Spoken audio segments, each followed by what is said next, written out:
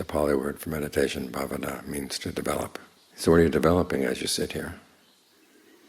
As you try to stay with the breath, you're developing mindfulness because you have to keep reminding yourself this is where you want to be. You don't want to wander off someplace else. The basic habit of the mind is to wander around. It's what's called samsara. We think of samsara as being out there someplace, but it's actually happening in the mind right now as it wanders around.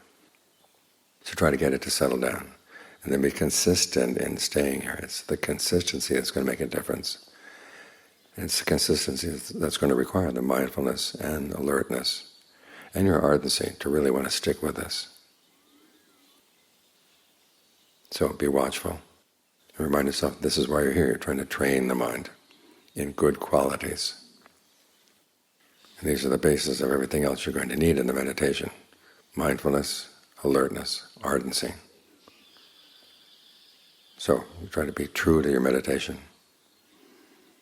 You made up your mind you want to be here, you want to practice. So stick with it as much as you can. If you find yourself wandering off, just drop whatever thought that is. Come back to the breath. And try to make the breath as comfortable as possible. This is where you begin to use your discernment. You realize that the mind likes comfort. So if it's not feeling comfortable here, then it's going to wander someplace else. So give it a sense of well-being. And see this as an exploration inside. What is this breath element in the body? Where do you feel it? As you breathe in, it's not just the air coming in and out of the nose.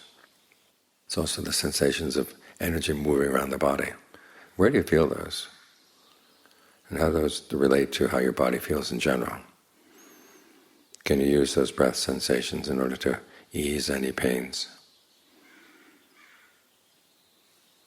And this way you get interested in the breath, because that's the other problem. By sticking with the breath, sometimes it gets boring. But that's because you're not paying careful attention. A lot of things are always happening in the present moment. Your mind is making choices all the time. And the energies in the body are moving around all the time.